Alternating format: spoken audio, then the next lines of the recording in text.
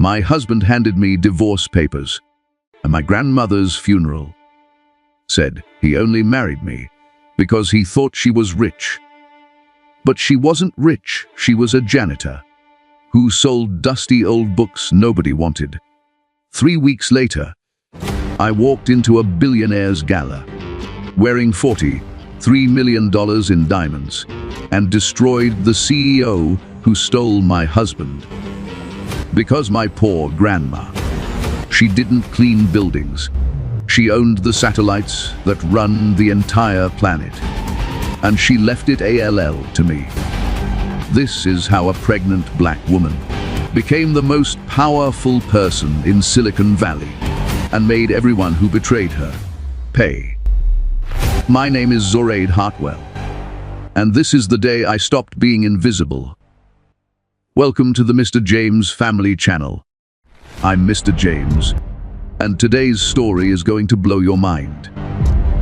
Before we start, hit that like button, subscribe to the channel, and turn on notifications because you don't want to miss what happens next. Trust me, this one's unforgettable. Now let's dive in. The cemetery stretched like a white wound across the Colorado landscape. Zoraide stood alone at the graveside, her breath forming small clouds in the frozen air. 7 months pregnant, she wrapped her arms around her belly, trying to shield her unborn daughter from the bitter cold that seemed to seep into her bones. The priest's words dissolved into the wind. She barely heard them. All she could see was the simple pine casket being lowered into the earth. Grandma Alara, the woman who raised her, the woman who taught her that books were portals and kindness was currency, gone. Zoraide's tears froze on her cheeks.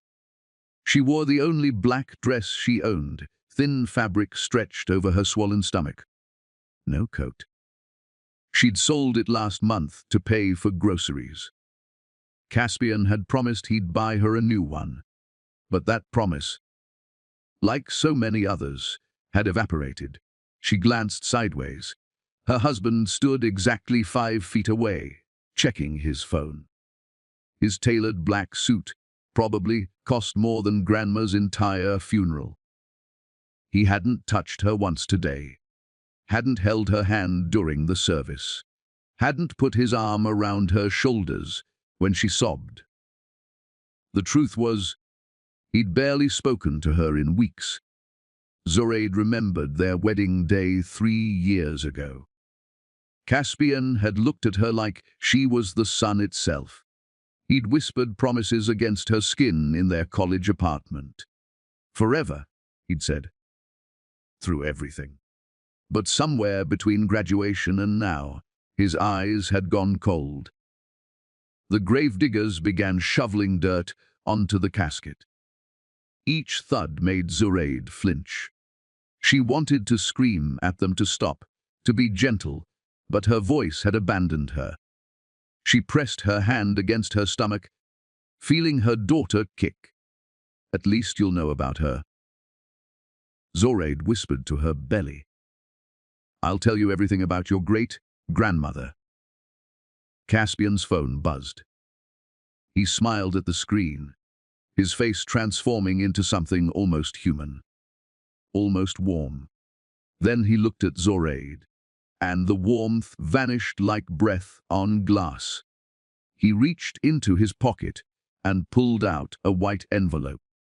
Zoraide, he said. His voice was flat, businesslike, the voice he used with telemarketers. She turned to him, hope flickering stupidly in her chest. Maybe he'd written her a letter. Maybe he'd found the words he couldn't speak. It's over, he said, holding out the envelope. I'm done. The world tilted. Zoraide grabbed the side of a nearby headstone to steady herself. What? The marriage. It's over. These are divorce papers. My lawyer says you just need to sign them. The wind picked up, howling through the bare trees. Zoraide stared at her husband, searching his face for any trace of the man she'd loved. She found nothing but ice. "Caspian, my grandmother just died. I'm 7 months pregnant with your child. This can't be." "I stayed because I thought she had money." He interrupted, gesturing toward the grave. "Everyone knows those old black women who live quietly, who run small businesses. They're always sitting on some secret fortune. I thought your grandma was playing poor, that she'd leave you millions. But look at this." He waved his hand at the modest funeral, the public cemetery plot, the lack of other mourners. She was actually broke, a bookstore owner who died with nothing. "I can't raise a child in poverty, Zoraide. I grew up poor. I'm never going back." Zoraide's hands trembled. "We're not poor. You have a good job. I have ambition," he snapped. "And Sloan can help me realize it." Sloan, as if summoned, a white Lamborghini pulled up to the cemetery gates. The window rolled down, revealing a blonde woman in designer sunglasses. She waved, her smile sharp as a knife. Zoraide recognized her. Sloan Hartford, CEO of Apex Tech. She'd been at their wedding. Caspian's business connection. Zoraide had caught them talking too closely at the reception, but Caspian had laughed it off. "She's brilliant," he'd said. "And she might invest in my startup." Now, watching Sloan blow a kiss toward her husband, Zoraide understood. The late nights, the suddenly expensive suits, the way he'd stopped touching her once her belly started showing. "You're leaving me for her," Zoraide said. It wasn't a question. "She's the CEO of a tech company about to go public. She's got a penthouse in Seattle. She understands my vision. You," he looked at her pregnant form with something like disgust. "You work part-time at a bookstore and smell like old paper." The words hit harder than fists. Zoraide had loved that bookstore. Grandma's bookstore. She'd practically grown up there, running between the shelves, learning to read with her grandmother's patient guidance. "I loved you," Zoraide whispered. "You loved a version of me that doesn't exist," Caspian replied. "That college kid who thought love was enough. He's gone. I need more. Sloan gives me more." He pressed the envelope into her hands. The paper felt like poison. "Sign these. My lawyer will be in touch about custody. Though honestly, once the kid is born, Sloan, and I can probably provide a better home. You should think about what's best for the child." He walked away. Just like that. Didn't look back. Zoraide watched him climb into the Lamborghini. Through the window, she saw Sloan grab his face and kiss him. Long, deep, victorious. The car pulled forward, and Sloan rolled down her window as they passed. "Thanks for the memories, honey," she called out, her voice dripping with false sweetness. "I'll send you my hand, me, Downs for the baby. Designer onesies are wasted on children anyway." The Lamborghini accelerated, splashing slush across Zoraide's thin black dress. The ice-cold water soaked through to her skin, but she barely felt it. She was numb, frozen from the inside out. She stood alone in the cemetery, one hand on her belly, the other clutching divorce papers. The gravediggers had finished their work. Fresh earth covered Grandma Alara's casket. Someone had placed a small wooden marker with her name, Elara Hartwell, 1943-2025. No mention of her accomplishments, no flowery epitaph. Just a name and dates, as if that was all she'd been. Zoraide sank to her knees in the snow. She didn't care about the cold anymore. Didn't care about the wetness, seeping through her dress. She pressed her forehead against the frozen ground above her grandmother's grave. "I don't know what to do," she sobbed. "He's gone. You're gone. I'm going to be a single mother with no money, no family, nothing. How do I do this alone?" The wind answered with silence. Zoraide stayed there until the cemetery caretaker gently touched her shoulder, telling her they were closing the gates. She rose slowly, her joints stiff from cold and grief. The divorce papers were crumpled in her fist, the ink running from her tears. She had nowhere to go. The apartment she'd shared with Caspian was in his name. Her part-time job at the university bookstore barely covered food. She had maybe $300 in her bank account. And a baby coming in 2 months. The caretaker called her a cab. During the ride back to town, Zoraide stared out at the passing landscape. Everything looked dead, frozen, buried under snow that might never melt. Her phone buzzed. A text from Caspian's lawyer. "Please sign and return documents within 72 hours. Expedited divorce proceedings already filed. No contest recommended." Another buzz. From Caspian's mother, who'd never liked Zoraide. "I always knew you weren't good enough for my son. At least have the dignity to let him go without a fight." Zoraide turned off her phone. The cab dropped her at a cheap motel on the edge of Aspen. It was all she could afford. One night. She'd figure out tomorrow when tomorrow came. Inside the dingy room, she sat on the bed and finally opened the envelope Caspian had given her. The divorce papers were thorough. He wanted everything. The car they'd bought together. The furniture. Even the wedding gifts. He was offering her nothing. 0 alimony. 0 child support until paternity was officially established through legal channels. As if he didn't know the baby was his. There was a handwritten note paper. Clipped to the back. "You were a mistake I made in college. Don't make this harder than it needs to be. You'll be happier with someone on your own level. Someone simple." Zoraide crumpled the note and threw it across the room. She lay back on the lumpy motel bed, her hand on her belly. The baby kicked, strong and insistent, alive. Real. Depending on her. "I'm sorry," Zoraide whispered to her daughter. "I'm so sorry you're going to be born into this mess. But I promise you, I promise, I will figure this out." Somehow, she closed her eyes, exhausted beyond measure. Sleep came in fragments, filled with nightmares of being buried alive in snow, of reaching for Caspian only to have him dissolve into smoke. She woke at dawn to her phone ringing, unknown number. Ems Hartwell, a woman's voice, professional and crisp. "Yes. This is Margaret Chen from Pemberton and Associates.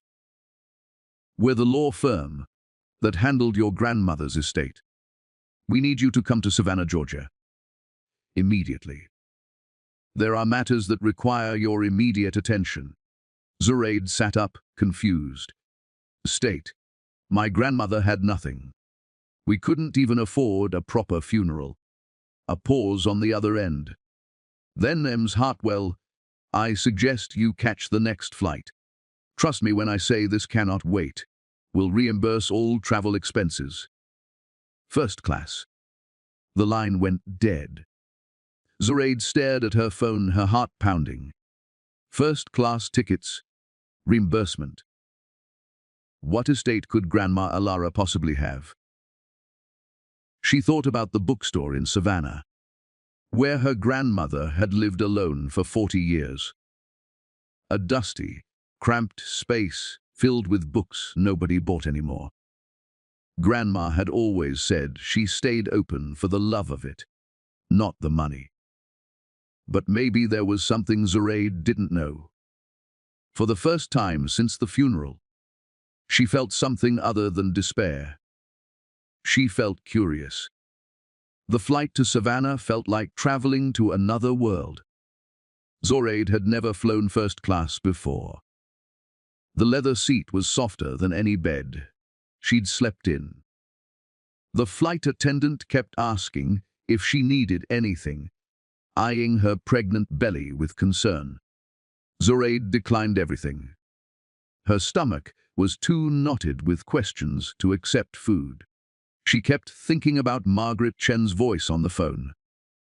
That certainty, that urgency, as if Grandma Elara had left behind something that mattered. But what? The taxi from the airport drove through Savannah's historic district, past elegant mansions, dripping with Spanish moss. Then the scenery changed. The houses grew smaller, shabbier. Paint peeled from shutters. Gardens turned wild. They pulled up to Grandma's bookstore, on a forgotten corner of the old quarter. The silent library. Read the faded sign above the door. Zoraide had always loved that name. Grandma said libraries should be sanctuaries, places where the noise of the world couldn't reach you. The store looked exactly as Zoraide remembered. Narrow. Dark. Windows so dusty they barely let in light. A hand-painted sign in the window, closed until further notice. Margaret Chen stood waiting by the door. She was a petite Asian woman in an impeccable grey suit, her hair pulled back severely. She looked completely out of place against the crumbling bookstore. "Ems Hartwell," she said, extending her hand. "Thank you for coming so quickly." Zoraide shook her hand, wincing slightly. Her back had been aching since the plane landed. The baby was running out of room, pressing against her ribs. "I don't understand what I'm doing here," Zoraide said. "My grandmother owned a failing bookstore. There can't be much of an estate to settle." Margaret's expression didn't change. "Let's go inside." She produced a key and unlocked the door. The familiar smell hit Zoraide immediately. Old paper, leather bindings, and the lavender sachets Grandma had tucked between the shelves. For a moment, grief overwhelmed her so completely she couldn't breathe. "Take your time," Margaret said gently. Zoraide walked through the narrow aisles, running her fingers along the spines. Philosophy, history, poetry, books nobody wanted anymore in a world of screens and instant gratification. Grandma had refused to sell online, refused to modernize. "People need to hold books," she'd always said. "Need to feel the weight of knowledge in their hands." Stubborn, beautiful. Broke. "Your grandmother purchased this building in 1985, Margaret said, consulting a folder. "Paid cash. 40 years ago. This neighborhood was considered worthless. Now, similar properties are selling for over $2 million.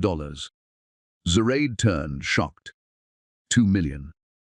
The land alone is worth that. But we're not here about the bookstore. Margaret walked to the back of the shop, to what Zoraide had always assumed was a storage closet. We're here about what's beneath it. She opened the closet door. Inside, where Zoraide expected to see boxes and cleaning supplies, there was a staircase leading down into darkness. "I've been in this bookstore 100 times," Zoraide whispered. "That was always locked." "Your grandmother kept many things locked," Margaret replied. She flicked a switch, and lights hummed to life below. "Shall we?" The stairs were steep and narrow. Zoraide held the railing tightly, each step making her back scream in protest. At the bottom was a door, heavy, metal, with a biometric scanner. Margaret pulled out another key and a small envelope. Your grandmother left specific instructions. This door requires both a key and a fingerprint. Your fingerprint, Miss Hartwell. But how? She registered it years ago. When you were still a child. She brought you down here once, though I doubt you remember. You were very young. Zoraide's head spun. She had no memory of this place. No memory of any basement beneath the bookstore. Margaret took Zoraide's hand and pressed her index finger against the scanner. It beeped. Green light. The locks disengaged with a heavy thunk. The door swung open. Zoraide stepped inside and gasped. The room was enormous, stretching far beyond the footprint of the bookstore above. The walls were lined with servers, their lights blinking like distant stars. Multiple computer stations sat in a semicircle around a central desk. Screens displayed streams of code, satellite imagery, complex mathematical equations. It looked like mission control at NASA. What is this? Zoraide breathed. Margaret walked to the central desk and picked up a leather journal. Your grandmother's real work. The bookstore was a cover, Miss Hartwell. Alara Hartwell was one of the most brilliant mathematicians and computer scientists of her generation. She handed Zoraide the journal. The handwriting was instantly familiar, Grandma's elegant script. In the 1970s, your grandmother developed the foundational algorithms for satellite positioning systems. GPS, essentially. She never patented it under her own name. Instead, she created a shell corporation and licensed the technology. By 1985, she'd made her first 100 million. By 2000, she'd crossed into billions. Zoraide sank into the desk chair, unable to process what she was hearing. That's impossible. Grandma lived in a tiny apartment above the bookstore. She wore the same 5 dresses. She clipped coupons. She chose to live that way, Margaret said. She believed that wealth corrupted. That visibility made you a target. She wanted to work in peace, to think freely, without the burden of people, knowing who she was or what she'd accomplished. Zoraide opened the journal with trembling hands. Pages and pages of equations, notes, diagrams. And between them, pressed like flowers, were photographs. Zoraide as a baby, as a little girl, her college graduation, her wedding day. Grandma had been documenting her entire life. There was a letter tucked into the back of the journal, sealed in plastic to preserve it. Zoraide's name was written on the envelope in gold ink. She wanted you to read that here, Margaret said quietly. I'll give you privacy. She left, her heels clicking up the stairs. Zoraide broke the seal and unfolded the letter. Her grandmother's handwriting blurred through her tears before she even read a word. My dearest Zoraide, if you're reading this, I'm gone. I'm sorry I couldn't tell you the truth while I was alive. I'm sorry I let you think I was just a strange old woman who loved books more than money. The truth is, I was terrified. I watched my own mother destroyed by people who wanted her wealth. I saw my sister murdered for her inheritance. I learned early that money makes you prey, so I hid. I built my fortress in silence. I pretended to be poor, irrelevant, invisible. And in that invisibility, I built an empire. The algorithms I created don't just run GPS satellites. They run weather prediction systems, climate monitoring, global communications networks. Almost every piece of technology that orbits our planet uses code I wrote. I own 51% of Apex Technologies. Yes, that Apex. The company currently run by Sloane Hartford. She thinks she's in control, but she's only ever been my employee. I allowed her to believe she'd built something herself because I wanted to see what she'd do with power. The answer, unfortunately, is that she abused it. I've been watching her, Zoraid. I've seen her manipulate stock prices, exploit her workers, steal ideas from her competitors. She's brilliant but corrupt. And now she's taken your husband. I know about Caspian's betrayal. I know he left you at my funeral. I know what they said to you. I've had private investigators monitoring him for the past year. The moment he started the affair, I knew what kind of man he really was. He married you hoping I'd make you rich. He stayed with you hoping I'd die and leave you everything. When he realized I appeared to have nothing, he moved on to someone he thought could give him the life he wanted. He doesn't know that Sloane's entire company belongs to me. To you now. Zoraid, I'm leaving you everything. Not just money, though there's approximately $47 billion in various accounts, properties, and investments. I'm leaving you power, real power, the kind that changes the world. But power is dangerous, especially for a young black woman. They'll try to tear you down.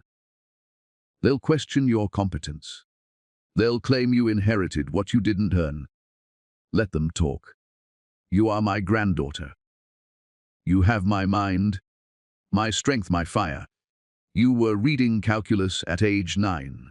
You taught yourself 3 languages by 14.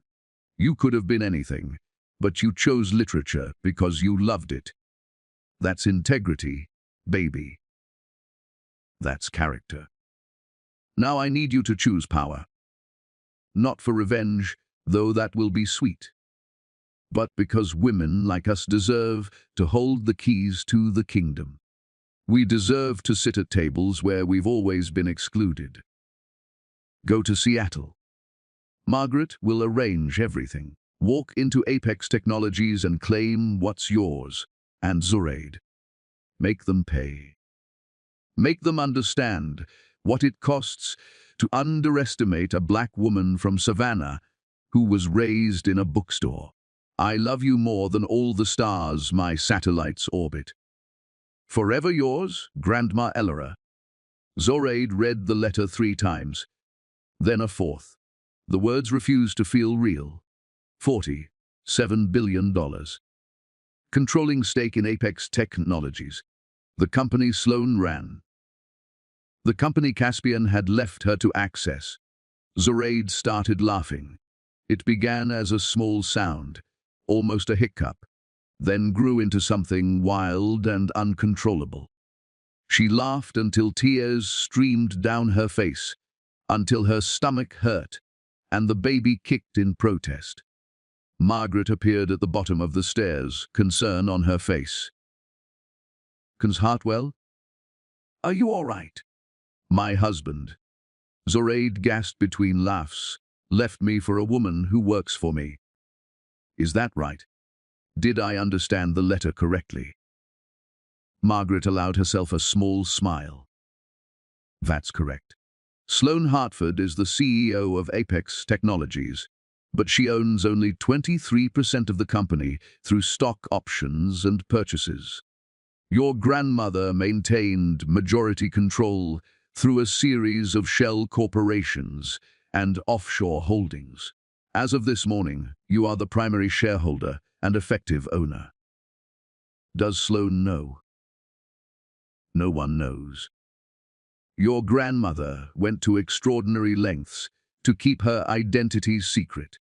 The paperwork lists the owner as EH Trust.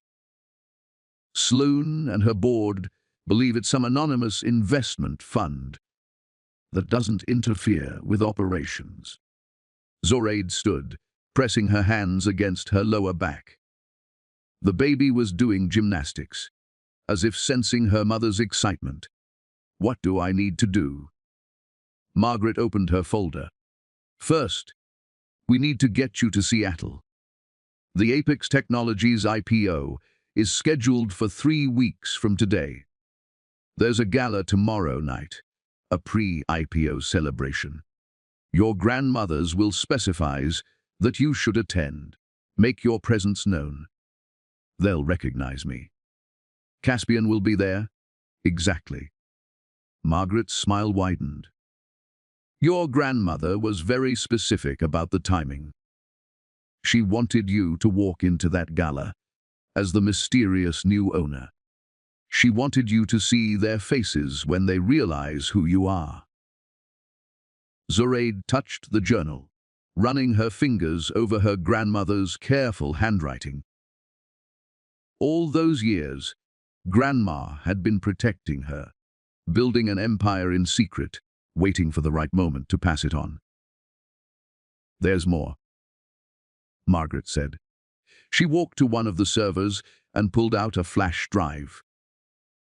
Your grandmother left you this. Instructions, passwords, access codes to everything. But also something else. Evidence. Evidence of what? Sloan Hartford's financial crimes. Insider trading, market manipulation, fraud. Your grandmother documented everything. If you choose to use it, you could destroy Sloane's career and possibly send her to prison. Zoraide took the flash drive. It was warm from the server, small and innocuous. Hard to believe something so tiny could hold so much power. My grandmother could have destroyed Sloane herself. Why didn't she? She wanted you to choose, Margaret said. Revenge is a personal decision. She didn't want to make it for you. Zoraide thought about Sloane's smirking face at the funeral. The way she'd kissed Caspian in front of her. The hand-me-downs comment. When's the next flight to Seattle? She asked. Margaret checked her phone. There's one leaving in 4 hours. First class. I've already made a reservation under your name, just in case. Book it, Zoraide said. And Margaret, I'm going to need a dress for tomorrow night's gala. Something that makes a statement. I've already contacted a designer. She'll meet you at your hotel in Seattle with options. Your grandmother left very specific instructions about your wardrobe. She had excellent taste. Of course she did. Grandma had always known exactly what Zoraide would need, even from beyond the grave. They locked up the basement and the bookstore. As Zoraide climbed into the waiting car, she looked back at the silent library one last time. It looked so ordinary from the outside, just a forgotten bookstore on a dying street. But beneath it was a command center that controlled satellites orbiting the Earth. Nothing was what it seemed. Zoraide touched her belly, feeling her daughter move. Your great-grandmother, she whispered, was the most extraordinary woman who ever lived. And she left us the tools to reshape the world. The baby kicked hard, as if in agreement. On the flight to Seattle, Zoraide couldn't sleep. She read through the files on the flash drive, her eyes widening with each new document. Grandma hadn't just been brilliant. She'd been strategic, methodical, thinking decades ahead. There were detailed dossiers on Sloane Hartford, Caspian, even Caspian's mother. Grandma had known everything, had watched everyone, had protected Zoraide from the shadows. One file was labeled Open Last. Zoraide hesitated, then clicked it. It was a video. Grandma Alara appeared on screen, looking exactly as Zoraide remembered her. Grey hair in a neat bun, reading glasses on a chain. That warm smile that could melt the coldest heart. Hello, my sweet girl, Grandma said. If you're watching this, you've already read my letter. You know the truth now. I wish I could be there to see your face when you walk into that gala. I wish I could see Caspian realize what he's lost, what he threw away. But, Zoraide, I need you to promise me something. Don't let revenge consume you. Use this power to build something beautiful. Yes, make them pay for their cruelty. They deserve that. But don't let their smallness make you small. You're carrying my great-granddaughter. She's going to be born into a world where she owns satellites, where her mother controls billions. Teach her what I taught you, that true wealth isn't money. It's integrity. It's using your mind to make the world better. Make me proud, baby. I know you will. I've always known. The video ended. Zoraide wiped her eyes and closed the laptop. Outside the plane window, clouds stretched endlessly, lit by moonlight. Somewhere up above those clouds were satellites running on her grandmother's code. Watching the Earth, connecting people, making the impossible possible.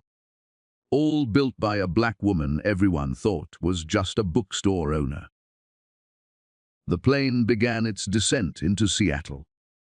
Zoraide's new life was waiting below, glittering with possibility and danger. She was ready for both. The hotel suite overlooking Elliott Bay was larger than any apartment Zoraide had ever lived in. Floor to ceiling windows framed the Seattle skyline, the Space Needle piercing the gray sky like a promise. Margaret had checked her in under a false name. Ms. Hartwell would remain invisible for just a few more hours. Zoraide stood at the window, her hand pressed against the cold glass. Somewhere in this city, Caspian was probably getting ready for tonight's gala. Probably admiring himself in a mirror, checking his perfectly styled hair, adjusting his tie. Thinking he'd finally made it. He had no idea what was coming. A knock at the door pulled her from her thoughts. Margaret entered with a tall black woman whose presence filled the room like music. She had to be in her 60s, but she moved with the grace of a dancer. Her silver hair was styled in intricate braids, wrapped into a crown. She wore a deep purple suit that looked like it cost more than a car. Zoraide Hartwell, the woman said, her voice rich and warm. I've been waiting 30 years to meet you. Zoraide blinked in confusion. I'm sorry. Have we? No, baby. But I knew your grandmother. My name is Josephine Reeves. Back in 1975. Alara and I were the only two black women in our MIT engineering program. Everyone expected us to fail. We both graduated top of our class. She smiled, but there was sadness in it. I went into aerospace, made good money, had a good career. Alara went into hiding and changed the world. I always wondered which of us chose right. She set down several garment bags on the couch. Alara contacted me 6 months ago. Said you'd need me. Said you'd need armor for a battle. I don't understand. Josephine unzipped the first bag. Inside was a gown that made Zoraide's breath catch. Deep emerald silk that seemed to glow with its own light. Cut perfectly to accommodate her pregnant belly, while still looking elegant, powerful. When a black woman walks into a room full of white people who think they own everything, Josephine said quietly, she can't just look good. She has to look untouchable. This dress will do that. She unzipped the second bag. Inside was a necklace that made the dress look ordinary by comparison. Diamonds and emeralds arranged in an intricate pattern that caught the light and threw it back like weapons. The heart of Savannah, Josephine said. Alara designed it herself. Had it made in Switzerland. Never wore it once. She was saving it for you. For this night. It's worth approximately $43 million. Zoraide couldn't speak. She reached out to touch the necklace, and the stones felt warm under her fingers, as if they held some of Grandma's fire. There's more, Josephine said. She pulled out a third bag. Shoes. A clutch. Earrings. Everything coordinated, everything perfect. Your grandmother thought of everything. She always did. Margaret stepped forward with a tablet. The gala starts at 7. I've arranged for a car to take you at 6:45. You'll arrive fashionably late. Make an entrance. Who do I say I am? Zoraide asked. The truth, Margaret replied. You're Zoraide Hartwell, sole heir to the Alara estate and majority shareholder of Apex Technologies. If anyone questions you, refer them to me. I'll be there, positioned near the exits. She smiled coldly. Just in case anyone needs to be escorted out. Josephine helped Zoraide into the dress. The silk slid over her skin like water. The cut was perfect, accentuating her pregnancy rather than hiding it. She looked powerful, regal, pregnant and magnificent. Your grandmother wanted the world to see you exactly like this, Josephine said, fastening the necklace around Zoraide's throat.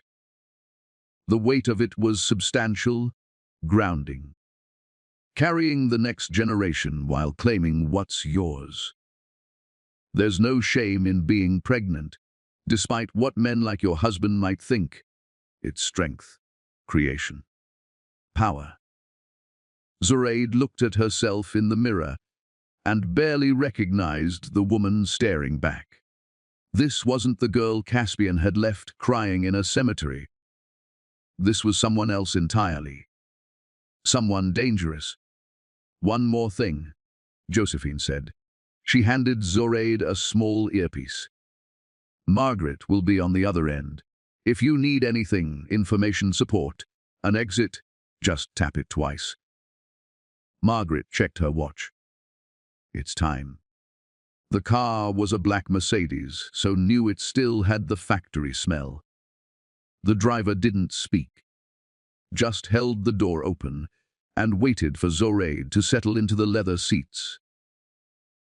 As they pulled away from the hotel, Zoraide watched Seattle slide past the windows. She'd never been to this city before. Never imagined she'd be here like this, dressed in millions of dollars of jewelry, about to walk into a room and destroy the people who destroyed her. Her phone buzzed. A text from an unknown number. Don't do this. Whatever you're planning, it's not worth it. You're better than revenge. See, Caspian. Somehow, he'd gotten word she was in Seattle. Maybe someone had seen her arrive. Maybe he'd put 2 and 2 together. She deleted the message without responding. Another text, this one from Caspian's mother. You're embarrassing yourself. Showing up pregnant and alone to an event where you're not wanted. Have some dignity. Delete. A third message from Sloane's personal number. Security has been notified about a potential disturbance. Whatever you're trying to prove, you'll be removed immediately. Stay home, little girl. Zoraide smiled and turned off her phone. The gala was being held at the Columbia Tower, the tallest building in Seattle.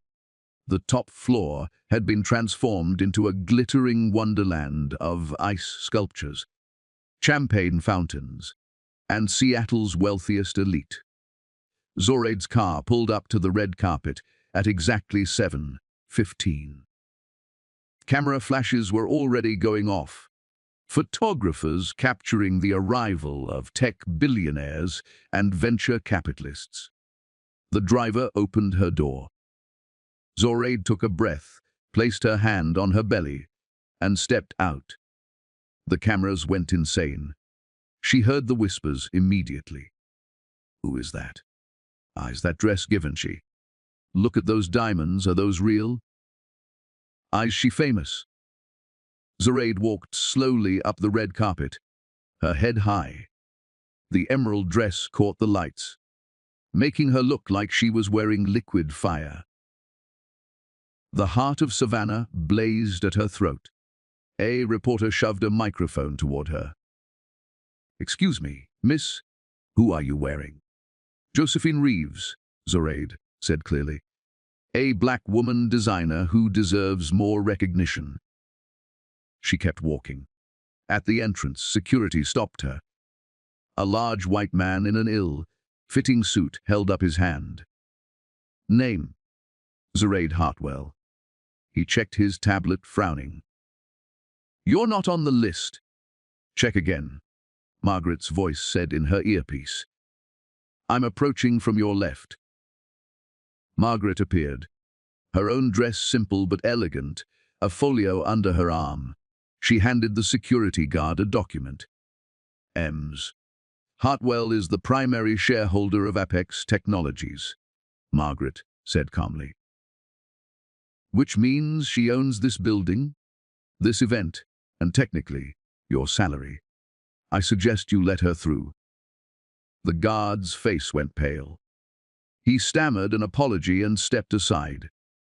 Zoraide walked into the gala. The room was enormous, all glass walls and glittering lights.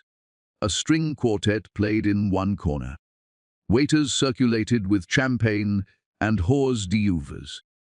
Seattle's power players clustered in small groups, making deals and trading secrets. And there, in the center of it all, was Sloane Hartford. She wore white, of course she did. A tight dress that showed off her figure, her blonde hair in perfect waves. She was laughing at something a gray-haired man was saying.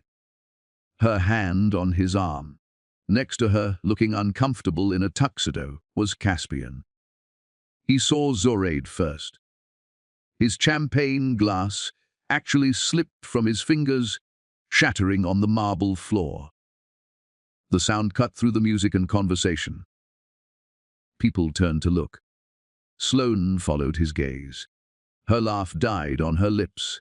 For a long moment, nobody moved. The room held its breath. Then Zoraide smiled. Not a friendly smile. A smile that showed teeth. She walked toward them, each step deliberate. The crowd parted automatically, people pulling back, as if she carried an electric charge. The diamonds at her throat caught the light with each movement, throwing rainbow prisms across the walls. "Caspian," she said when she reached him. Her voice was steady. "Come, you look well. Marriage to Sloane must agree with you." "Oh, wait, you're not married yet, are you?" "The divorce papers haven't been finalized." "Which means you're still my husband." His mouth opened and closed. No sound came out. Sloane recovered first. She stepped forward, her eyes narrow with fury. "What are you doing here?" "Security." "I wouldn't," Zoraide said softly. "You might not like what happens when they try to remove the person who actually owns this company." "What are you talking about?" Sloane's voice was shrill now. People were definitely watching. Phones were coming out. "You're nobody.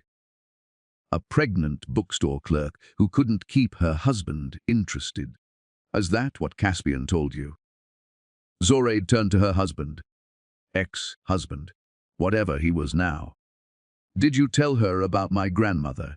About how you stayed with me hoping she'd die rich?" Caspian's face was red. "Zoraide, please. You're making a scene." "I'm making a scene." Zoraide laughed, and it echoed through the suddenly quiet room. "You left me at my grandmother's funeral. You splashed slush on me from your mistress's car, and I'm making a scene. A man in an expensive suit approached. He was older, maybe 60, with silver hair and cold eyes.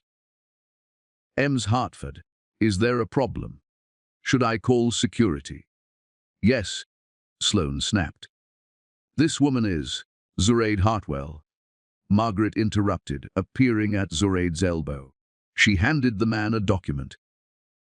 Majority shareholder and effective owner of Apex Technologies. And you are. The man's face went slack. Richard Pembroke. I'm on the board of directors. Not for much longer, Margaret said pleasantly. Ms. Hartwell is planning significant restructuring. I assume you'll receive notification in the morning. Richard looked at the document, then at Zoraide, then at Sloane. Is this true? Sloane grabbed the paper from his hands. Her eyes scanned it rapidly, her face going from red to white to green. This is impossible. The majority shareholder is EH Trust.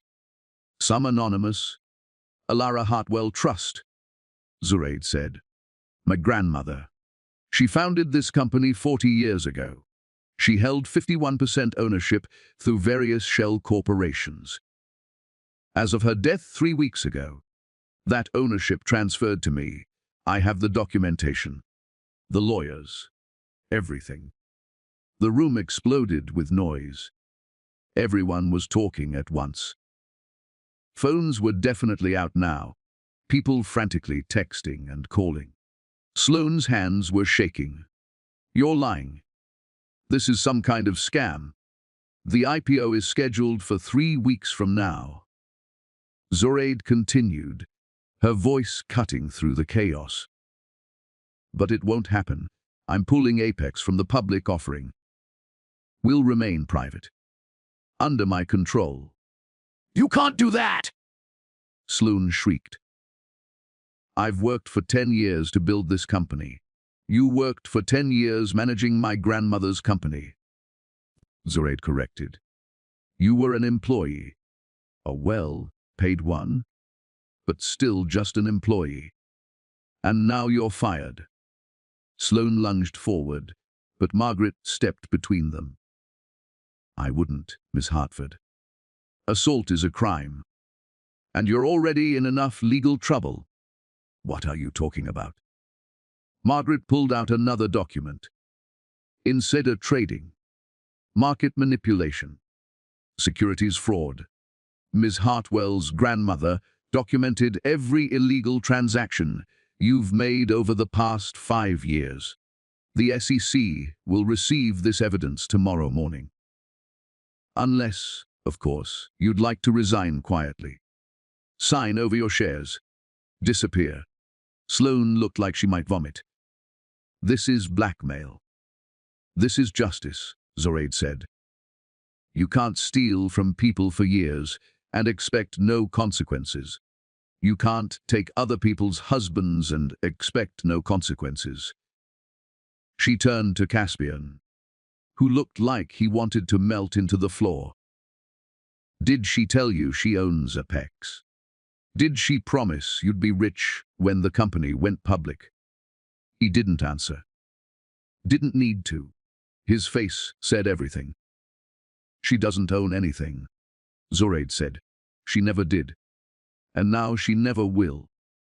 Which means you left me for nothing. Absolutely nothing. I hope it was worth it. Caspian reached for her arm. Zoraide, please. I made a mistake. I didn't know.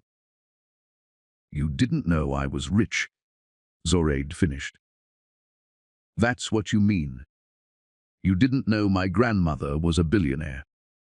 You thought she was poor, so you left me. But if you'd known, you would have stayed. Because you never loved me. You loved what you thought I could give you. That's not true. Don't lie, Zoraide said quietly. Not now. You don't get to lie to me anymore. She turned to address the room. Everyone was staring at her, transfixed. My name is Zoraide Hartwell. she said, her voice clear and strong. I am the granddaughter of Elara Hartwell, one of the greatest minds in computational mathematics. I am 7 months pregnant. I am recently divorced, and as of today, I control a company worth $37 billion. If that makes you uncomfortable, I suggest you examine why. Silence.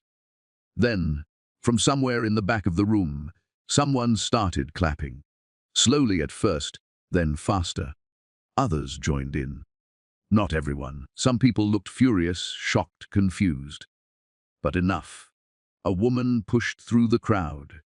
She was young, maybe 30, with dark skin and natural hair pulled into a high puff. She wore a simple black dress and a lanyard that identified her as press. Ms. Hartwell, she said, holding up her phone to record. Keisha Williams, Seattle Tech Review. Can you comment on what your plans are for Apex Technologies? Will there be layoffs? Restructuring? Zoraide looked at the young woman and saw something in her eyes. Recognition. Understanding. This was a black woman journalist in a room full of white tech billionaires. She knew what it meant to fight for space. My plans, Zoraide said slowly, here to make Apex Technologies a company that reflects the future, not the past. That means diversity in leadership, fair wages for all employees, ethical practices in every department. My grandmother built this company on innovation. I intend to rebuild it on integrity. More clapping. Louder this time. Sloane made a choking sound and fled toward the exit. Caspian started to follow her, then stopped, looking back at Zoraide with something like longing. Go, Zoraide said. She's all you have now. He left. Zoraide stood in the center of the room, surrounded by cameras and curious faces and the wreckage of two people's ambitions. She felt her daughter kick, hard and insistent against her ribs. Not bad for a bookstore clerk. She whispered to her belly. Margaret touched her elbow. We should go. You've made your point. Any more would be excessive. But before they could leave, an elderly black man approached. He walked with a cane, but his eyes were sharp. He wore a perfectly tailored suit and an MIT class ring. Alara's granddaughter, he said. It wasn't a question. You have her fire. I'm Professor Edwin Clark. I taught your grandmother in 1973. She was the brightest student I ever had. Zoraide felt tears prick her eyes. She never talked about MIT. About any of it. She wanted to protect you, Edwin said. Wanted you to choose your own path, without the weight of her legacy. But I think she'd be proud of what you did tonight. Sometimes the world needs to see a black woman take her rightful place. Even if it makes people uncomfortable. Especially if it makes people uncomfortable. He shook her hand, then disappeared back into the crowd. Zoraide let Margaret lead her toward the exit. As they passed through the lobby, she saw Sloane in a corner, crying into her phone. Caspian stood nearby, looking lost. They both bet everything on a lie. Now they had nothing. Outside, the Seattle night was cool and misty. Zoraide breathed it in, feeling lighter than she had in weeks. That was incredibly satisfying, she admitted to Margaret. It was strategic, Margaret corrected, but yes. Also satisfying. Your grandmother would have enjoyed watching that. They drove back to the hotel in comfortable silence. But as Zoraide prepared for bed, removing the heart of Savannah and hanging up the emerald dress, her phone rang. Unknown number. She almost didn't answer, but something made her pick up. Ms. Hartwell? A man's voice, unfamiliar. My name is Dr. James Rutherford. I'm calling from Providence Hospital. There's been an accident. Zoraid's heart stopped. What kind of accident? A car crash. About 30 minutes ago. The driver is asking for you. She says her name is Sloane Hartford. The hospital smelled like antiseptic and fear. Zoraid's heels clicked against the linoleum as she followed the nurse through the emergency department. Margaret walked beside her, tablet in hand, already pulling up information. Why would Sloane ask for me? Zoraid whispered. I don't know, Margaret replied. But we're about to find out. They stopped outside a private room. Through the small window, Zoraid could see Sloane in the bed, her face bruised and swollen. Her left arm was in a cast. Bandages wrapped around her head. Caspian sat in a chair beside her, his own face cut and bleeding. He looked up as the door opened, his expression cycling through shock, shame, and something that might have been relief. You came, he said. The hospital called. Zoraid stayed near the door, her hand protectively over her belly. What happened? Why left the gala, Caspian said quietly. Sloane was driving. She was upset, crying, not paying attention. We ran a red light. A truck hit us on the passenger side. He gestured to his injuries. Minor. Superficial. But Sloane looked worse, much worse. Why am I here? Zoraid asked, looking at Sloane. Sloane's eyes fluttered open. Even battered and broken, there was still defiance in them. But also something else. Something that looked like desperation. Because I'm dying, Sloane said. Her voice was rough, damaged. Doctors won't say it, but I can feel it. Internal bleeding they can't stop. Organs shutting down. I have maybe a few hours. Sloane, don't. Caspian started, but she cut him off with a sharp gesture. Let me talk. She coughed, and blood flecked her lips. A nurse rushed forward with tissues, but Sloane waved her away. I need to tell her, before it's too late. Zoraid moved closer, despite every instinct telling her to leave. Tell me what? The truth. Sloane's eyes found Zoraid's. About your grandmother. About Apex. About everything. Margaret stepped forward. Ms. Hartford, you should rest. Anything you need to say can wait. No. Sloane's voice was firm. It can't. Zoraid, your grandmother didn't just own Apex Technologies. She created it as a test. For me. For you. For everyone who thought they could cheat their way to power. Zoraid pulled up a chair, her curiosity overriding her anger. What are you talking about? Sloane coughed again, harder this time. When she spoke, her words came in gasps. 20 years ago, I was a grad student at Stanford, brilliant but broke. Your grandmother approached me with an offer. She'd fund my research, help me build a company, if I agreed to her terms. What terms? That I'd never know who she really was. That she'd remain silent partner. That I'd run the company ethically or face consequences. Sloane's laugh was bitter. I agreed. Of course I agreed. I was 25 and ambitious. I thought I could do both, take her money and do whatever I wanted. But you didn't, Zoraid said. No. I got greedy, started cutting corners, manipulating stock prices, using inside information to make trades. Your grandmother warned me. Sent anonymous letters. Gave me chances to change. I ignored them all. Margaret's fingers were flying across her tablet. This aligns with the documents we found. Alara sent Sloane 12 warnings over the past 5 years.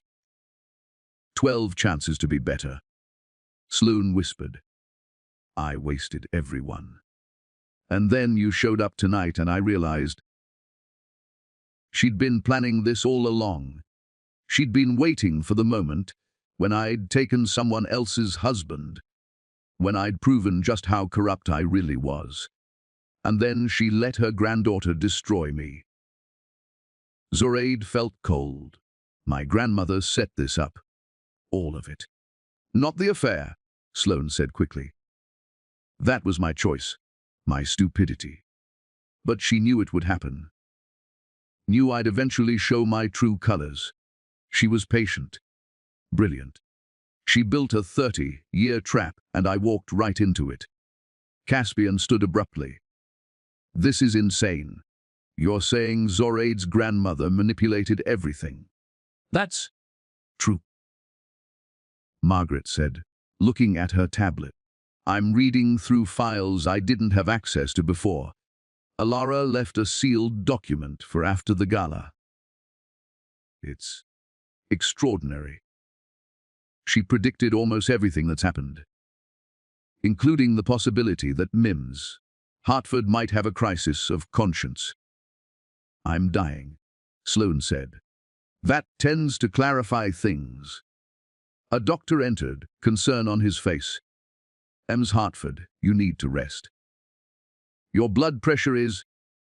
I'm not finished. Sloane's hand shot out, grabbing Zoraide's wrist with surprising strength. There's more. Something your grandmother wanted you to know, but couldn't tell you herself. What?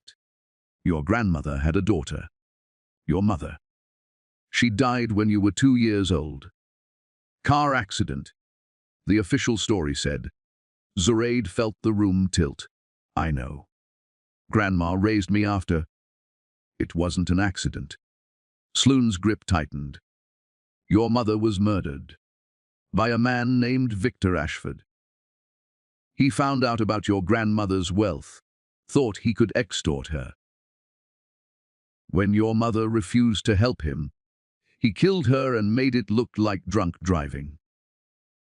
The words didn't make sense. Couldn't make sense.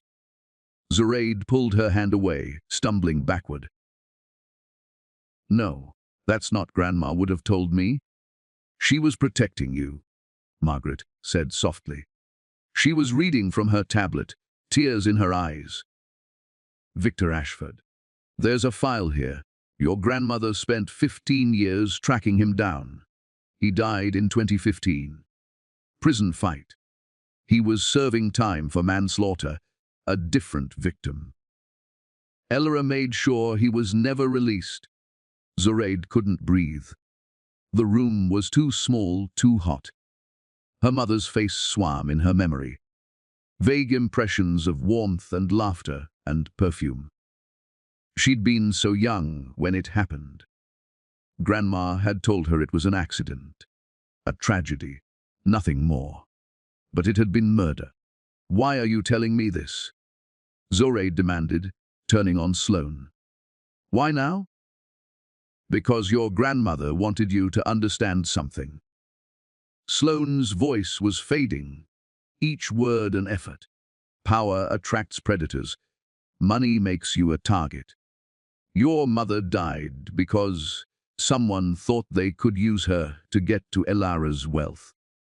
And Elara spent the rest of her life making sure you'd be strong enough to survive what your mother couldn't. Strong enough, Zoraide repeated numbly. Everything she did, the secrecy, the disguise of poverty, the way she raised you to be independent, it was all preparation. For this moment, when you'd inherit everything and have to defend it against people who want to take it from you. A monitor started beeping rapidly. The doctor pushed past Zoraide. Everyone out. Now. Zoraide started. Ms. Hartwell, please. The doctor's voice was urgent. She needs emergency surgery. You need to leave. Margaret took Zoraide's arm, guiding her toward the door. But Sloane's voice stopped them. Zoraide. She was barely audible now. For Caspian. For everything. Your grandmother was right about me. I was corrupt. Selfish. But you're better than that. Don't let revenge make you like me. Then nurses were flooding the room. Machines were being wheeled in, and Zoraide was being pushed into the hallway. She stood outside the closed door, trembling. Caspian emerged a moment later, looking lost. Did you know? Zoraide asked him. About my mother? No, I swear. Sloane never. He ran his hands through his hair. I don't know what to believe anymore. Believe this, Zoraide said, her voice hard. You chose her. You chose wrong. And now you get to live with that choice. Don't ever contact me again. She walked away, Margaret following. They made it to the elevator before Zoraide's knees gave out. Margaret caught her, supporting her weight. I need to see the files, Zoraide said. Everything about my mother. Everything Grandma knew. Not tonight, Margaret said gently. Tonight you need to rest. For the baby. As if summoned by the words, pain lanced through Zoraide's stomach, sharp. Sudden, she gasped, doubling over. Zoraide, something's wrong. Another pain, worse than the first. The baby. Margaret's eyes widened. She hit the elevator button frantically, then the emergency call button. I need a doctor. She's pregnant and in distress. Everything happened very fast after that. A wheelchair appeared. Zoraide was rushed to the maternity ward. Monitors were attached. A young doctor with kind eyes examined her while asking rapid-fire questions. How far along are you? 30 weeks. Any complications during pregnancy? No, I've been healthy, everything's been fine. Another contraction. Not as painful as the first, but concerning. The doctor frowned at the monitor. Your blood pressure is extremely elevated. Have you been under stress recently? Margaret made a sound that might have been a laugh or a sob. You could say that. Zoraide managed. We need to monitor you for at least 12 hours, the doctor said. If your blood pressure doesn't come down, we may need to induce labor early. The baby's lungs are developed enough to survive, but we'd prefer to wait if possible. I can't have the baby now, Zoraide protested. I have a company to run. You have to stay alive, the doctor interrupted. That's your only job right now. Let me worry about the baby. You worry about staying calm. Staying calm. As if that was possible when her entire world had been turned inside out in the span of 6 hours. They moved her to a private room. Margaret made calls, rearranging meetings, cancelling appointments. Josephine appeared an hour later with comfortable clothes and Zoraide's laptop. I heard what happened, Josephine said, sitting on the edge of the bed. Both at the gala and with Sloane. How are you holding up? I don't know, Zoraide admitted. Everything is too much. The company, Caspian. What Sloane said about my mother? One thing at a time, Josephine said firmly. First, you and this baby stay healthy. Everything else can wait. But Zoraide couldn't stop thinking about it. Couldn't stop seeing her mother's face in her fragmentary memories. Couldn't stop imagining what Grandma must have felt.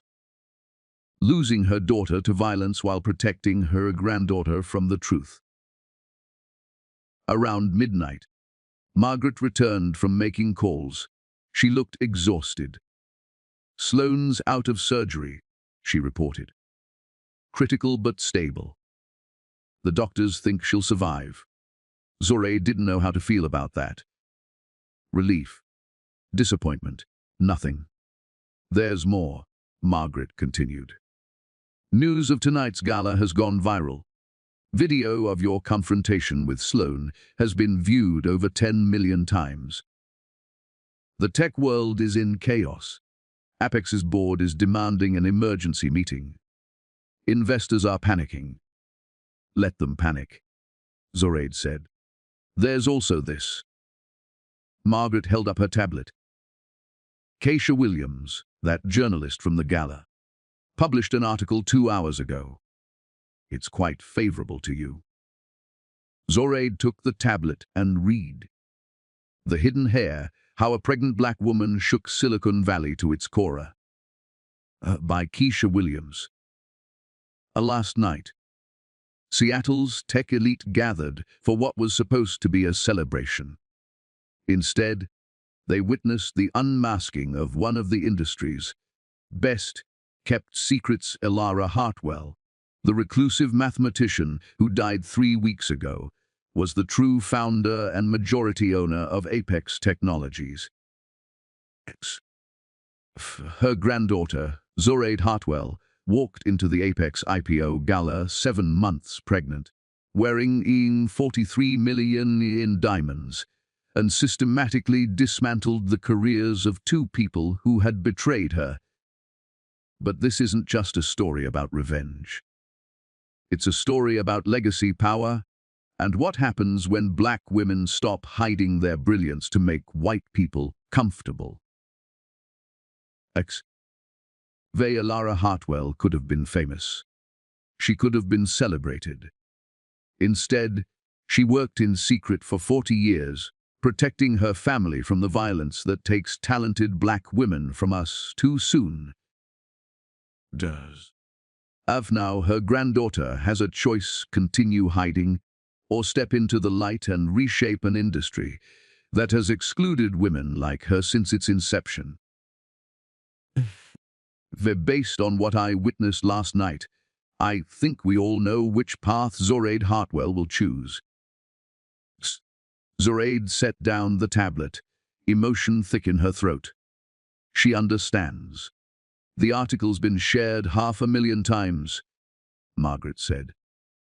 You're a symbol now, whether you wanted to be or not. A knock at the door interrupted them. A nurse poked her head in. Mems Hartwell. There's someone here to see you. Says his name is Dr. Marcus Chen. He claims he worked with your grandmother. Zoraide and Margaret exchanged glances. Send him in, Zoraide said. The man who entered was Asian, probably in his 70s, with grey hair and wire-rimmed glasses. He carried himself with the careful dignity of someone who'd spent a lifetime proving his intelligence to people who underestimated him. Emma's Hartwell, he said, bowing slightly. I apologize for the intrusion at such a late hour. I'm Marcus Chen. I was your grandmother's research partner for 23 years. Zoraide sat up straighter. Research partner. She never mentioned. She mentioned very little to anyone. Marcus interrupted gently. That was her way. But she spoke of you constantly, showed me pictures, told me stories. You were her greatest pride. He pulled a chair closer to the bed. I came because Elara left instructions. If anything happened to disrupt your health during the first month after her death, I was to give you something. From his briefcase, he produced a small wooden box, ornately carved. She made me promise. Said you'd need this when the weight of everything became too much. Zoraide took the box with trembling hands. Inside was a letter and a small vial of liquid. What is this? Lavender oil, Marcus said. From the garden behind her bookstore. She used to say that when the world got too loud, lavender reminded her what silence sounded like. The letter will explain the rest. He stood to leave, then paused. Your grandmother was the most brilliant person I ever knew.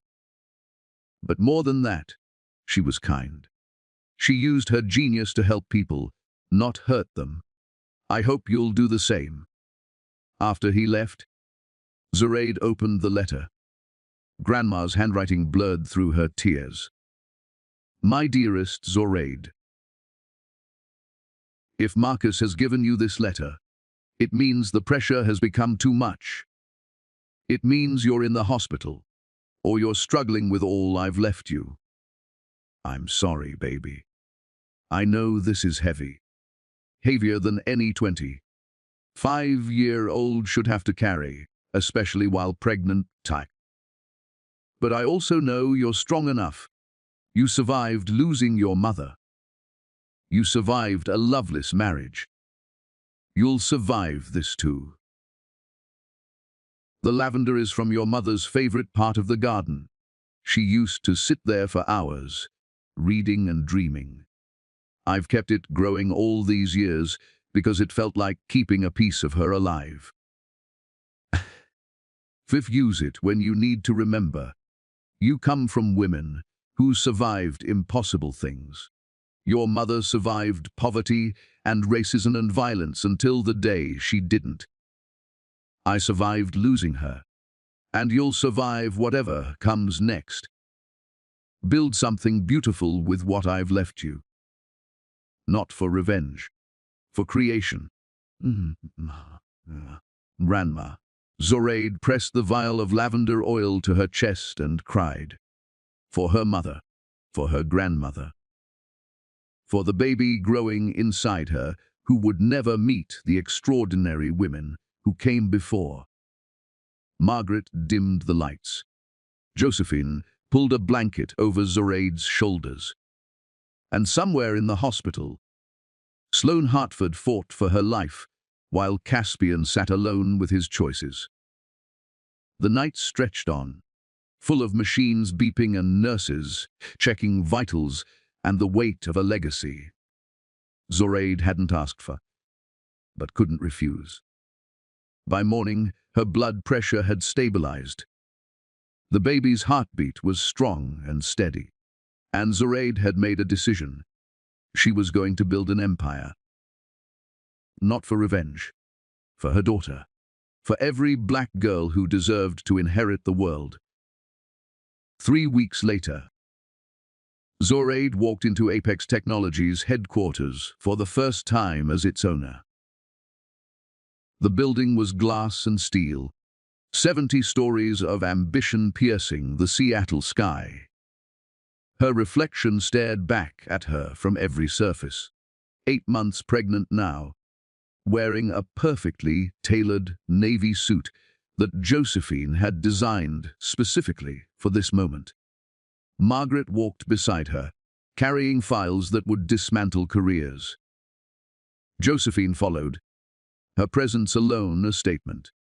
They were an army of 3 black women about to invade a kingdom built on their exclusion. The receptionist's eyes widened.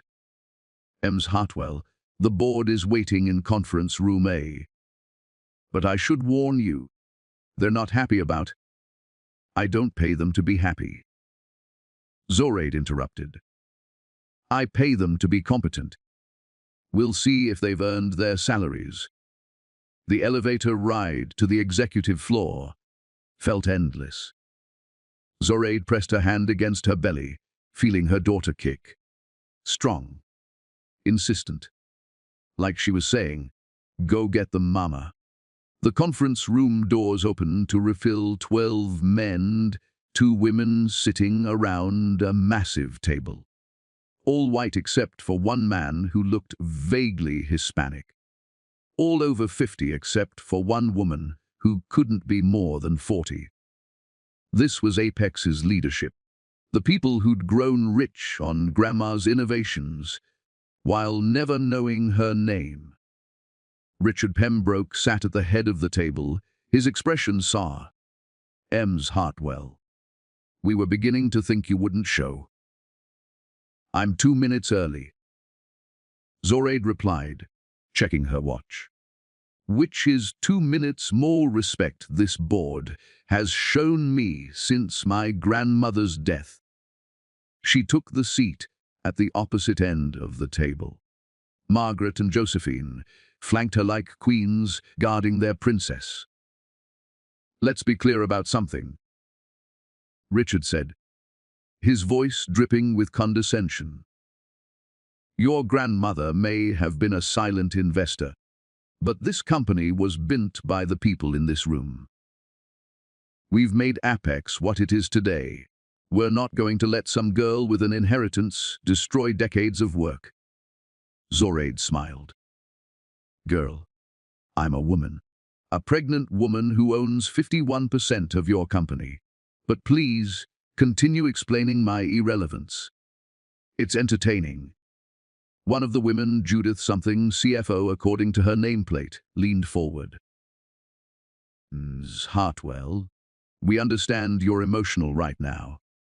Pregnancy hormones, grief over your grandmother, the situation with your husband, ex-husband," Zoraide corrected coldly. "And if you ever attribute my business decisions to hormones again, you'll be updating your LinkedIn profile." By lunch, Judith's mouth snapped shut. Margaret stood, distributing folders to each board member. "What you're looking at are performance reviews compiled by Ms. Elara Hartwell over the past 15 years. She may have been silent, but she was watching. Every decision, every quarterly report, every ethics violation you thought she wouldn't notice." The room went silent as people opened their folders. Faces paled, someone swore softly. "Richard," Zoraide said, looking directly at him. "In 2019, you approved a contract with a supplier known for using child labor because their bid was 3% lower than competitors. My grandmother flagged this. You ignored her concerns. That was never proven. It's proven in the documents in front of you, with your signature, your approval." Zoraide turned to another man, David Chen. "You've been sexually harassing your assistant for 2 years. She's filed 4 complaints with HR. All mysteriously disappeared. My grandmother kept copies." David's face turned purple. "This is a witch hunt." "No," Josephine said, speaking for the first time. Her voice was quiet but carried weight. "This is accountability. Something you've avoided because you thought no one was watching." Zoraide stood, her hands pressed against the table. "Here's what's going to happen.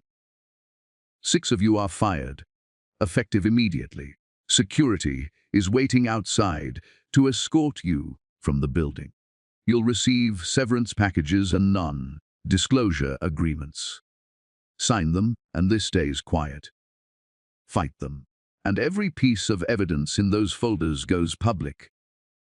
"You can't do this!" Richard shouted. Standing so quickly, his chair fell backward. "I can do whatever I want," Zoraide replied. "I own this company. You work for me, worked for me." Past tense. The doors opened. Security guards entered, professional and efficient. They stood behind 6 specific chairs, the 6 board members whose folders were thickest with evidence. Richard looked around wildly, searching for allies. But the remaining board members wouldn't meet his eyes. They were too busy calculating their own survival. "This is illegal!"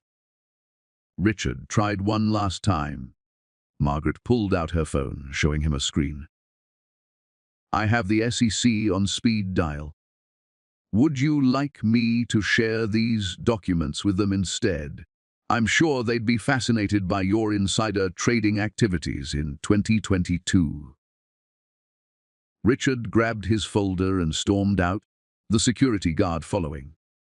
One by one, the others left. David was crying. Judith looked like she might faint. When the room cleared, Zoraide addressed the remaining 8 board members. Anyone else want to test me? Silence. Good.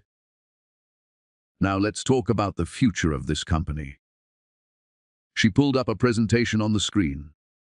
Apex Technologies is going to lead the industry in ethical AI development. We're going to pay our employees living wages. We're going to prioritize diversity in hiring and promotion. We're going to use our patents to help developing nations access technology they couldn't otherwise afford. That will destroy our profit margins, someone protested weakly. No, Zoraide said. It will make us better. My grandmother didn't spend 40 years building this company so you could squeeze every penny from it at the expense of human dignity. We're going to prove that profit and ethics aren't mutually exclusive. The presentation continued for an hour. By the end, some board members looked intrigued. Others looked terrified. All of them understood. Apex Technologies under Zoraide Hartwell would be nothing like Apex under Sloane Hartford. As the meeting concluded, the youngest board member, a woman named Patricia who'd stayed silent until now, approached Zoraide. "Thank you," she whispered. "I've been trying to push for changes like this for 3 years. They always shut me down." "Not anymore," Zoraide promised. Walking out of the building, Zoraide felt lighter despite carrying an 8-month pregnancy. Margaret was grinning. Josephine looked proud. "Your grandmother would loved watching that," Josephine said. Zoraide's phone buzzed. A text from an unknown number. "I saw the news. You're magnificent. I'm sorry for everything. See." She blocked the number without responding. Another text, this one from Keisha Williams. "Interview request. The world wants to hear your story in your own words." Zoraide paused, then replied, "Next week. After my daughter is born. Let's talk about building the future, not dwelling on the past."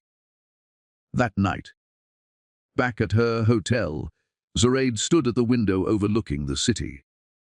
Lights stretched endlessly, each one representing a life, a dream, a possibility. Her daughter kicked hard, and Zoraide laughed. "You're going to be a fighter, aren't you? Good. You'll need to be." She opened her laptop, drafting the speech she'd give at Apex's restructuring announcement. Not about revenge. Not about Caspian or Sloane, or anyone who doubted her. About vision. About the world her daughter would inherit. About making sure no black girl ever had to hide her brilliance to survive. The contractions started during the press conference. Zoraide was mid-sentence, explaining Apex's new ethics initiative to a room full of journalists, when pain seized her abdomen like a fist clenching. She gripped the podium, her breath catching. Margaret noticed immediately, standing from her seat at the side of the stage. But Zoraide held up one hand. "Wait. As I was saying," she continued, her voice only slightly strained. "Apex Technologies will redirect 20% of annual profits towards STEM education for underprivileged communities, starting with programs specifically for young black girls." Another contraction. Stronger. Zoraide's water broke, soaking through her dress onto the stage floor. The room erupted. Cameras flashed frantically. Journalists shouted questions. Margaret rushed forward, but Zoraide finished her sentence. "Because the next generation deserves better than we had." Meeting adjourned. Then she let Margaret and Josephine rush her offstage, into the waiting car, toward the hospital where everything would change again. The labor lasted 14 hours. Painful, exhausting, transformative. Zoraide had never felt more alone or more powerful. Her body was doing something impossible, something men would never understand, creating life while simultaneously maintaining death grip on consciousness. Josephine held one hand. Margaret held the other. Both women whispered encouragement, while Zoraide screamed and pushed and wondered. If this was how her mother had felt, bringing her into the world 26 years ago, at 3:47 a.m., her daughter was born. Perfect. Screaming. Alive. The nurse placed her on Zoraide's chest, and time stopped. This tiny human, with her grandmother's nose and her mother's chin and infinite possibility in her clenched fists. What's her name? The nurse asked gently. Zoraide hadn't been certain until this moment. But looking at her daughter, feeling the weight of 3 generations of black women who'd fought and survived and built empires in secret, she knew. Alara, she whispered. Lara Justice Hartwell. The baby quieted at the sound of her name, her dark eyes opening to study her mother's face with surprising focus. Your great-grandmother would have loved you, Zoraide told her daughter. Would have taught you mathematics and poetry and how to hide your brilliance until the exact right moment to unleash it. Josephine was crying. Margaret was trying not to. Even the nurse looked moved. They moved Zoraide to a private recovery room. She dozed fitfully, waking every time the baby made a sound. Each time, a nurse assured her everything was fine. This was normal, this was motherhood. This was the beginning. At dawn, there was a knock at the door. Zoraide expected another nurse, but instead, Professor Edwin Clark entered, the elderly man from the gala. He carried a small wrapped box. I hope I'm not intruding, he said. I heard about the birth. I wanted to bring something your grandmother left in my care. He handed her the box. Inside was a first-edition copy of Wrinkle in Time by Madeleine L. Ingle, signed by the author. A note was tucked inside. For Zoraide's daughter, whoever she becomes, may she always know that the universe is hers to explore. Alara. She gave this to me 6 months ago. Edwin explained. Said she had a feeling that you'd have a girl, that the world would need her. Zoraide held the book to her chest, overwhelmed. Even in death, Grandma was still protecting them, still planning, still loving from beyond the grave. Thank you, she managed. Edwin smiled and left quietly. The day passed in a blur of feedings and visitors, and phone calls from lawyers, updating her on Apex business. The company's stock had soared after news of her press conference and her dramatic exit into labor. Social media was calling her everything from the most powerful woman in tech to the Black Queen we've been waiting for. Zoraide ignored it all. Right now, the only power that mattered was the tiny human sleeping in her arms. But at 8 p.m., there was another knock. This time, the visitor made Zoraide's blood run cold. Caspian stood in the doorway, holding flowers. He looked terrible, thinner than she remembered. Dark circles under his eyes, expensive suit hanging loose on his frame. What are you doing here? Zoraide demanded. I heard about the baby, about Alara. His voice cracked on their daughter's name. Please, Zoraide, let me see her. Just once. Get out. She's my daughter too. No. Zoraide's voice was ice. You gave up that right when you left me at my grandmother's funeral, when you chose Sloane and her money over your family. I made a mistake. Caspian pleaded, stepping into the room. The biggest mistake of my life. But I'm still her father. Legally, I have rights. Margaret appeared behind him like an avenging angel, two security guards flanking her. Actually, you don't. Ms. Hartwell filed paperwork terminating your parental rights yesterday. You signed away custody in the divorce agreement. Remember, in exchange for walking away with no debt. Caspian's face went white. That's not... I didn't understand what I was signing.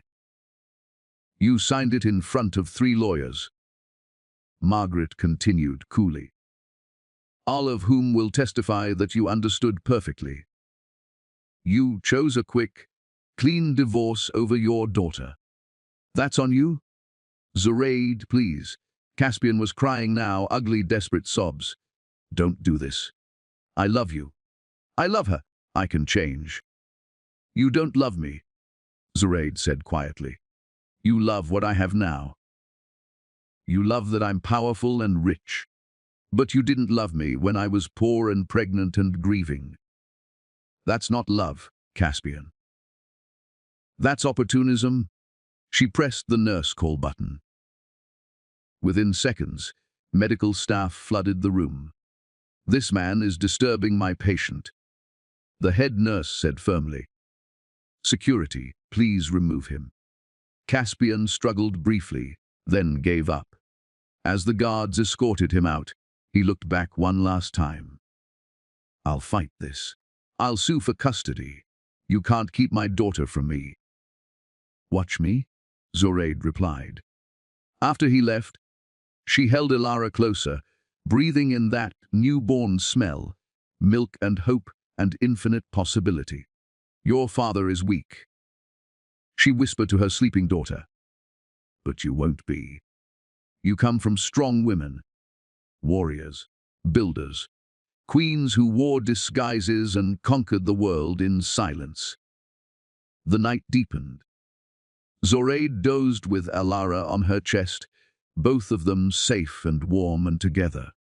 She dreamed of her grandmother, of her mother, of all the black women throughout history who'd survived impossible things so their daughters could thrive.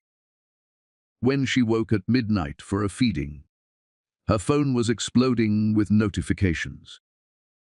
Keisha Williams had published another article, this one about Zoraide giving birth hours after restructuring a Fortune 500 company. The headline read, "She didn't choose between career and motherhood. She conquered both in one day." Zoraide smiled and turned off her phone. Let the world talk. Let them analyze and debate and theorize about what she meant, what she represented. Right now, she was just a mother feeding her daughter at midnight, planning the empire they'd build together. Tomorrow, she'd change the world. Tonight, she'd changed a diaper. Both were revolutionary acts. 6 months later, Zoraide stood in the Smithsonian Museum of American History, holding Ilara on her hip. The baby was fascinated by the lights, her chubby hands reaching for everything, gurgling with delight. They stood before a new exhibit. Hidden Figures of the Digital Age, the Ilara Hartwell story. Grandma's face smiled from the wall, a photograph Zoraide had never seen before, taken in 1974 at MIT. Young, brilliant, beautiful. Her grandmother at 25, the same age Zoraide was now. The resemblance was stunning. That's your great-grandmother, Zoraide whispered to Ilara. She changed the world and never asked for credit. She built empires in shadows so you could stand in the light.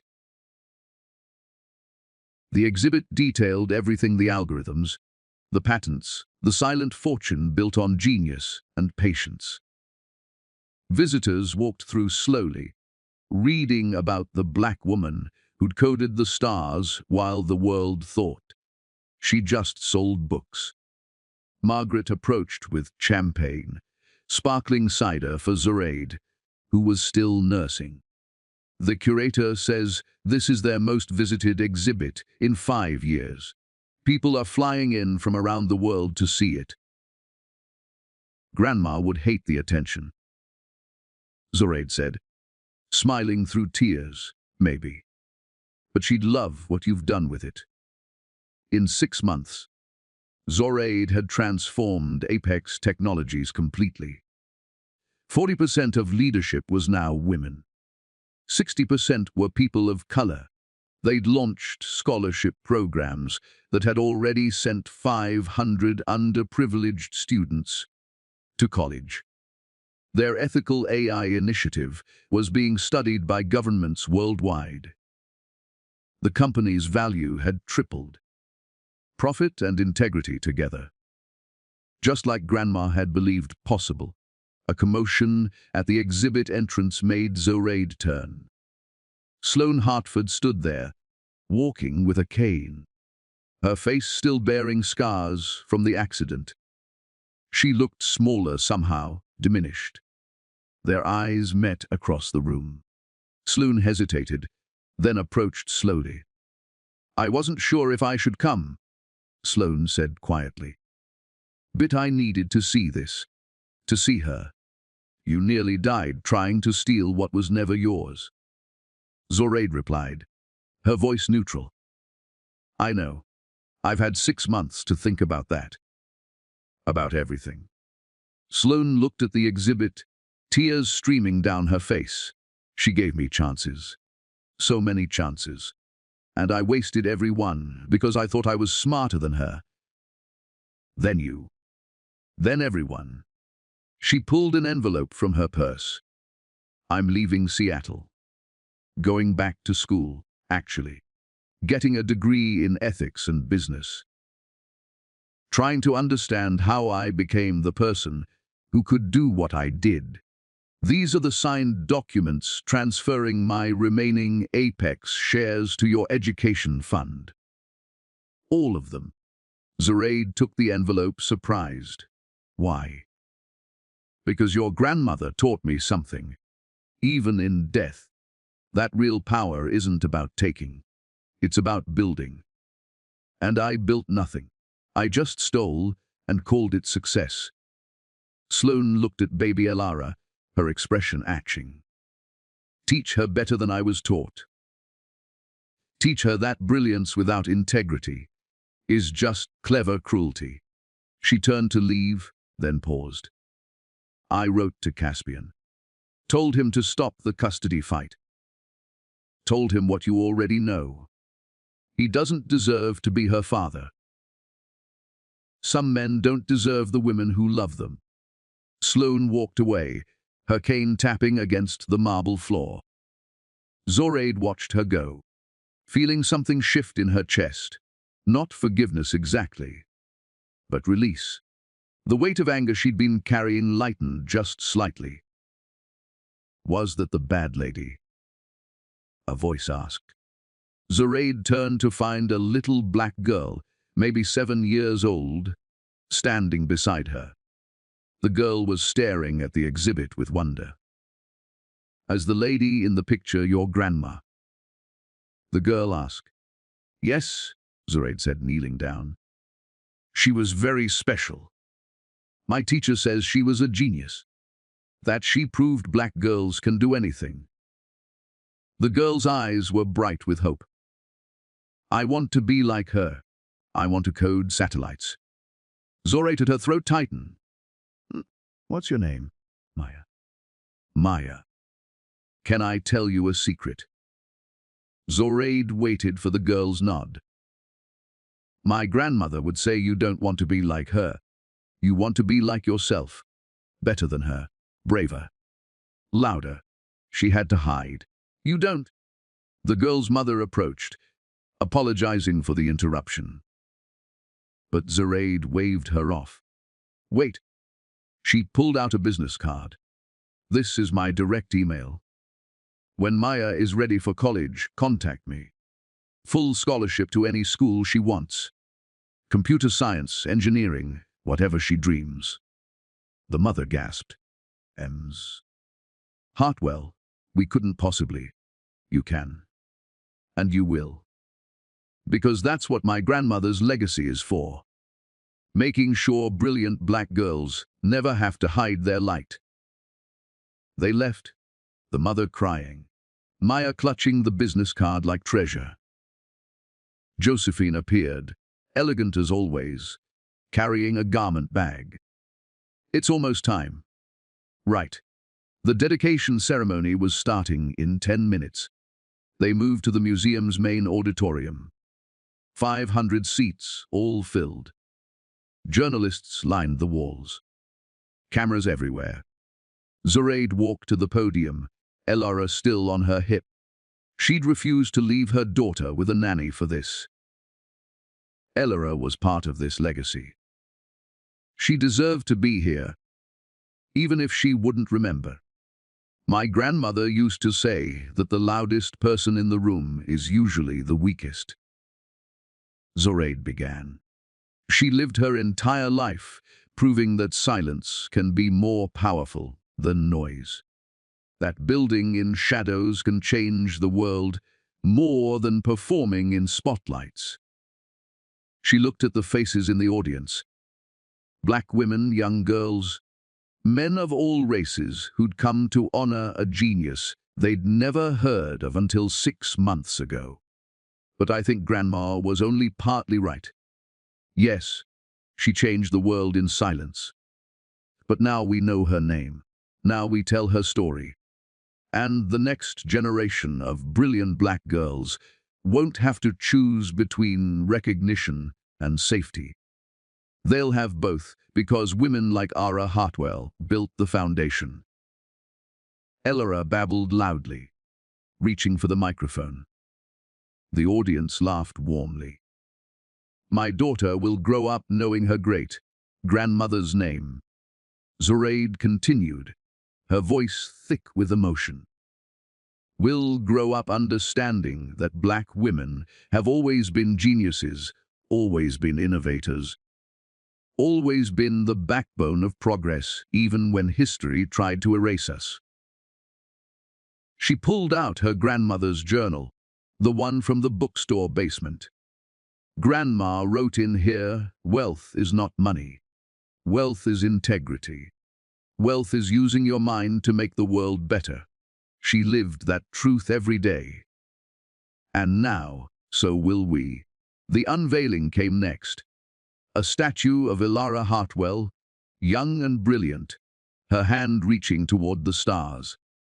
It would stand in the museum permanently, a reminder of the invisible women who built the future. As the covering fell away, Zoraide wept. Openly, messily, not caring who saw. Because there was her grandmother, immortalized in bronze, no longer hidden, no longer silent. Finally seen, the audience rose in a standing ovation. Elara clapped her tiny hands, delighted by the noise. After the ceremony, Zoraide returned to her hotel. Tomorrow, she'd fly back to Seattle, back to running Apex, back to building the future her grandmother had envisioned. But tonight, she sat on the balcony with Elara, watching the stars emerge. Your great-grandmother coded those satellites up there, she told her daughter. Made sure that anywhere in the world, people could find their way home. That's what legacy is, baby girl. Not the money, not the power, but the paths you create for others to follow. Elara yawned and snuggled into her mother's chest. Zoraide's phone buzzed. A text from Keisha Williams. Beautiful speech. The world is watching. But more importantly, little black girls everywhere are dreaming bigger tonight because of you. And suddenly Zoraide understood what Grandma had been trying to teach her all along.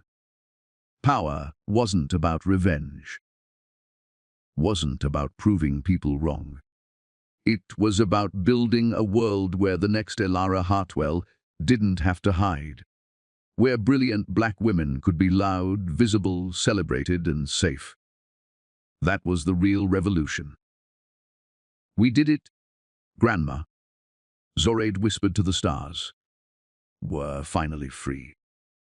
The wind carried her words into the night, towards satellites built on her grandmother's genius, connecting the world in ways most people would never understand.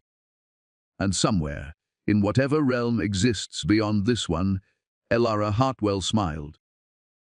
Her granddaughter had learned the most important lesson, that true wealth is measured not in dollars, but in the doors you open for those who come after. The story of the silent queens had ended. The era of loud, proud, brilliant black women had just begun. TTND.